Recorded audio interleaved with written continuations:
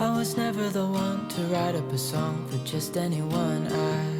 I was always the one to find myself lost in more conversations. Cause I've always been told that things will unfold if you keep on waiting. In today's video, we're heading back outside to tackle a little bit more landscaping. There's so much left to do, and some days it feels like we're barely scratching the surface. But I keep reminding myself that this backyard isn't built in a weekend, and it won't be finished in one either. One weekend at a time, one project at a time, the pieces are slowly starting to come together.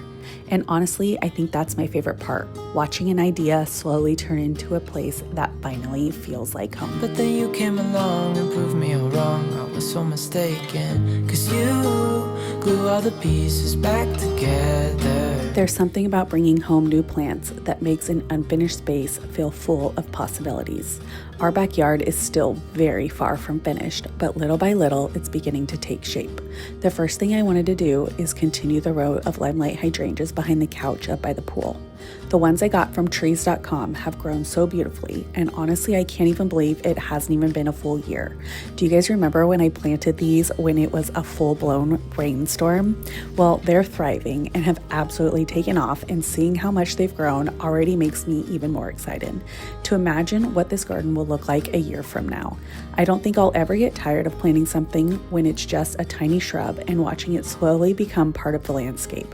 There's something so rewarding about giving a plant a home, caring for it through every season, and one day looking back and realizing it's becoming everything you imagined and more.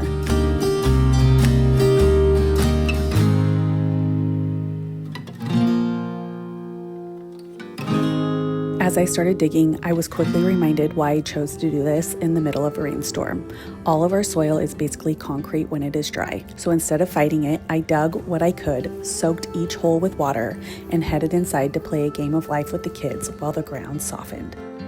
When you're older, I'm gonna miss the way you play with toys. Your little voice, the way you smile, every single noise. A little while later, I came back out, picked up the shovel, and got right back at it.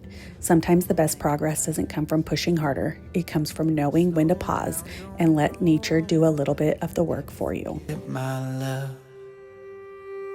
you could be anything that you wanna be. Find love, have kids, make a family. You could even be a scientist. I never would have guessed. I decided to add 6 more limelight hydrangeas behind the couch, bringing the grand total along the fence to 23. I wanted it to feel very cohesive. It's still a little hard for me to picture it fully, but every time I add another one, I can see the vision becoming a little bit more clearer. I already know that in a few years, they're going to create this lush, layered backdrop I've been dreaming about. Now, if we could just finish the fence project, we'd be really getting somewhere. Because I don't know about you, but it's really hard to see the vision when half the old fence is still standing, the old fence posts are still in their place, and the new fence isn't even finished yet. I just have to keep reminding myself that sometimes things look their messiest or right before they all come together. Old me would have waited until Chris finishes the fence before moving on to the landscaping, but I've learned that waiting for everything to be perfect is usually what keeps progress from happening at all. So unfinished fence and all, we're planting the hydrangeas anyways, because every little bit of progress adds up, and eventually all of the small weekend moments become one really big transformation.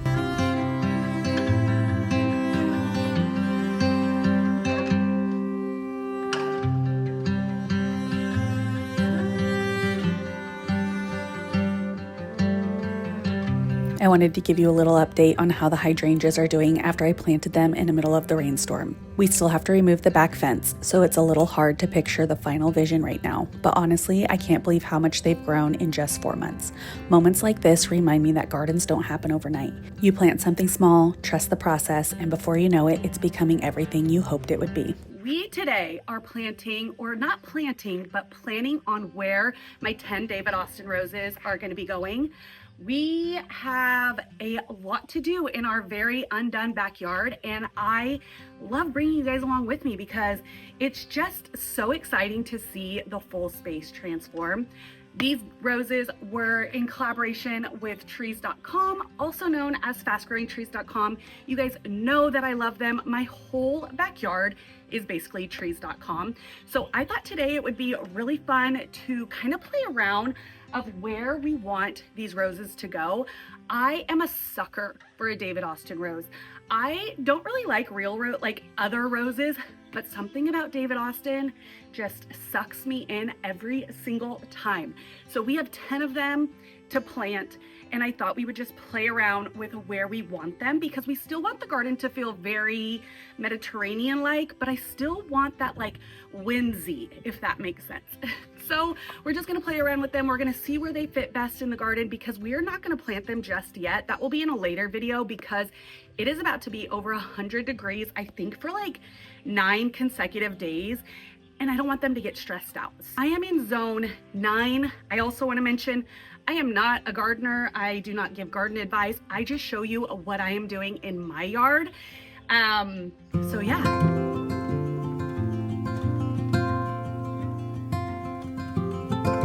I wasn't exactly sure where these roses were gonna live, but I knew one thing for sure. I wanted them to become a part of our backyard. It's funny how something as simple as choosing where to plant a rose can somehow feel like such a big decision. Maybe it's because I spend way too much time saving beautiful homes and gardens on Pinterest. Every scroll gives me another idea, another style, another garden to fall in love with.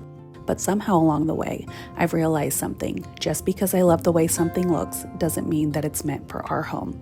This backyard has been teaching me to slow down, to stop chasing perfection and start paying attention to what actually feels right. So instead of rushing to get these in the ground, we're gonna let them wander for a while. We'll move them from spot to spot, look at them in the morning light, watch how the light changes throughout the day, and let the garden tell a story of where they belong. But as I was moving the roses around, Chris, on the other hand, knew one thing, and one thing for sure. He definitely didn't want them on the lower level. And honestly, once he said that, I couldn't unsee it. The more I looked at the roses mixed in with the hydrangeas above, the more I started to feel like it was too much. I realized the lower level didn't need another focal point. It needed it to feel quiet. Simple, a place where the stone, olive trees, and the structure of the garden could really shine. So I decided to give them a deep water for the day, to let me sleep on it and come back the next day. One thing I've learned over the years is that Chris has an incredible eye for design. I can be completely convinced that something belongs somewhere, and then he'll say one simple sentence, and suddenly I see the space completely different. It's funny how that works. I spend so much time analyzing every little detail while he naturally steps back and sees the entire picture. And I think that's why this home has become what it is. Not because of one of us is always right, but because every space ends up being shaped by both of us. So up to the second level we went. Maybe this is where these roses have been meaning to live all along. Close to violet on a Sunday, nearly made it into bloom, but I know, oh, the ordinary Monday turning back to blue. Long for what's to come, keep forgetting how to make it known before it's already gone.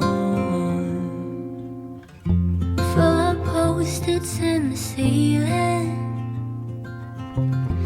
things I like to follow through, but I hold on, a visionary, sunlight shows an empty room. So I think I like this better, but you guys let me know in the comments where you would plant them. So again, we're doing like another retaining wall right here that will then match this retaining wall. That's gonna all be the same stone.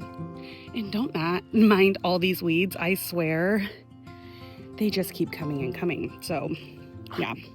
Okay, so the plan is that this would then sit like in there behind the retaining wall.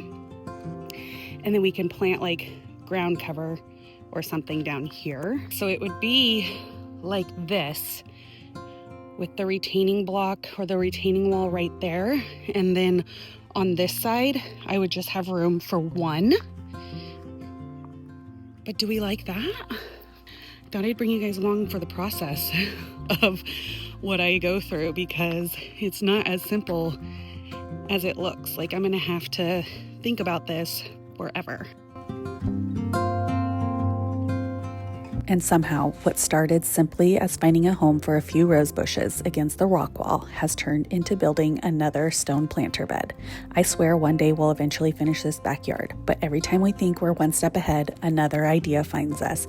We pause, rethink, and plan and grab another shovel, and somehow the vision gets just a little bit better. So we did the same thing when we were planting the hydrangeas up on the second level. We dug a little bit trench, filled it with water, let it sit, and then got back to digging. Okay,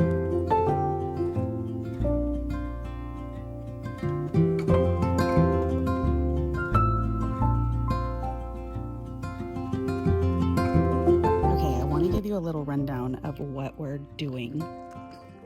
So all in this area is going to be like our U-shaped planter beds. So that is right here. Like that's going to go right here.